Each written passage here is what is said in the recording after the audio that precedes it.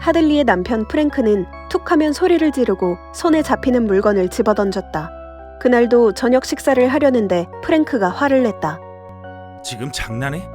남부럽지 않게 살게 해줬더니 이딴 피자나 먹으라는 거야? 프랭크는 분에 못 이겨 하들리에게 손찌검을 했다. 그러고 나면 항상 하들리에게 사과했다. 그럴 의도는 전혀 없었는데 나도 도대체 왜 그런 짓을 저질렀는지 모르겠어. 당신을 너무 사랑해서 그랬나 봐. 하들리는 가정폭력을 더 이상 참을 수 없었다. 그녀는 15년 동안 계획했던 일을 착수해야겠다고 마음먹었다. 그날 밤 하들리는 아이들을 데리고 집을 나왔다. 그녀가 차를 끌고 향한 곳은 프랭크의 사무실이었다. 남편의 금고를 찾아 돈을 가지고 도망갈 생각이었다. 하지만 1시간 동안 사무실을 샅샅이 뒤져도 금고가 보이지 않았다. 그런데 그때 어둠 속에서 무언가가 움직였다. 책상 밑에 한 여자가 웅크리고 앉아 있었다. 프랭크의 비서인 그레이스였다. 그레이스? 이 시간에 무슨 일이죠? 하들리 부인! 하들리는 그레이스의 어깨에 있는 큰 가방을 발견했다. 그녀는 그레이스가 이곳에 온 이유를 단번에 알 수 있었다. 프랭크의 돈을 훔치러 왔죠? 저는 프랭크가 제게 진 빚을 받아내려고 왔어요. 몇 달 전 프랭크는 그레이스에게 계약을 성사시켜 오면 수수료로 10%를 떼주겠다고 제안했다. 하지만 그레이스가 계약을 따오자 프랭크는 약속을 어겼다. 그레이스는 프랭크의 금고를 털어 도망가기로 계획했다. 하들리는 그녀의 이야기를 들으며 공감한다는 듯 고개를 끄덕였다. 과연 프랭크다운 짓이네요.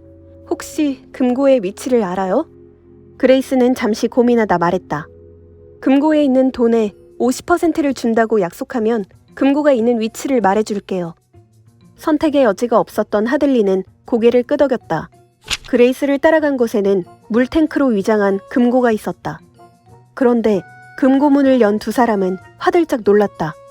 그 안에는 엄청난 돈다발과 권총 한 자루가 놓여 있었다.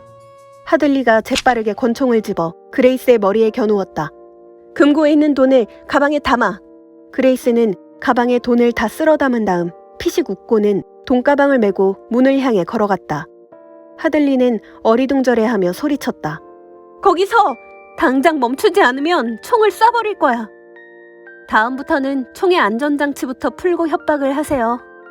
하들리는 급히 그레이스의 돈가방을 붙잡았고 실랑이를 하다 벽에 부딪히며 넘어졌다. 그 순간 발목을 접질린 하들리는 일어날 수 없었다.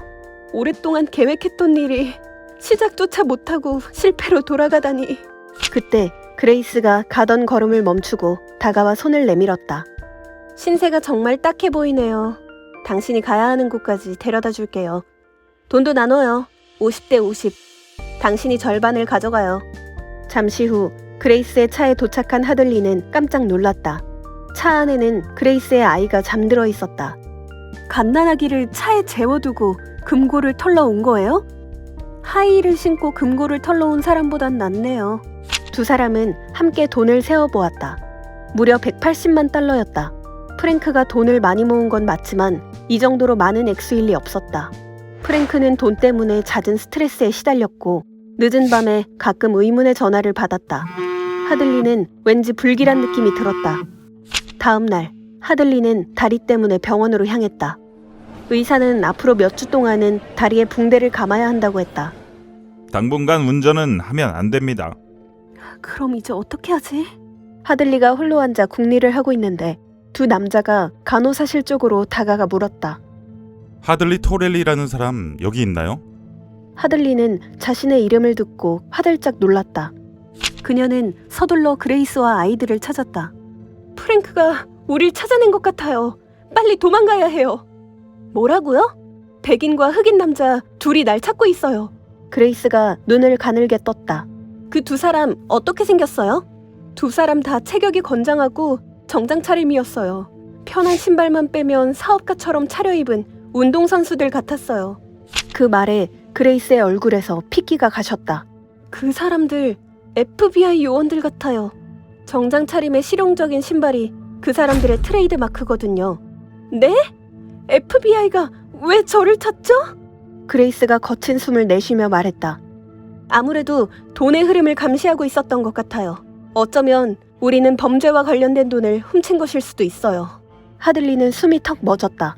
자신이 FBI에게 쫓기는 신세가 되었다니 믿을 수 없었다. 그레이스는 서둘러 차를 출발시켰다. 빨리 이곳을 벗어나야 해요. 몇 시간을 달린 그들은 모텔에서 잠시 쉬어가기로 했다. 하지만 하들리는 걱정 때문에 잠도 오지 않았다. 바람을 쐬러 나오자 차 한 대가 그녀의 눈에 들어왔다. 차가 모텔 앞에 조용히 멈춰섰다.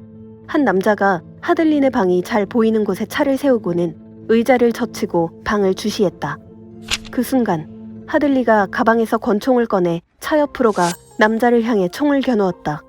놀란 그가 하들리를 보며 말했다. 하들리, 내 말 잘 들어요. 상황이 더 악화되기 전에 자수해요. 만약 자수하지 않으면 상황이 더 심각해져요. 눈물과 콧물이 하들리의 뺨을 하염없이 적시고 있었다. 난 당신의 말을 믿을 수 없어요. 이제 그레이스와 난 교도소에 가게 될까요? 남자가 단호하게 물었다. 두 사람은 어쩌다가 서로 얽히게 되었죠? 그레이스에게 전과가 있다는 건 알고 있었나요? 하들리가 놀란 듯 숨을 헉 들이쉬었다. 그레이스가 무슨 죄를 지었죠? 혹시 사람을 죽였나요? 남자가 말없이 고개를 끄덕였다.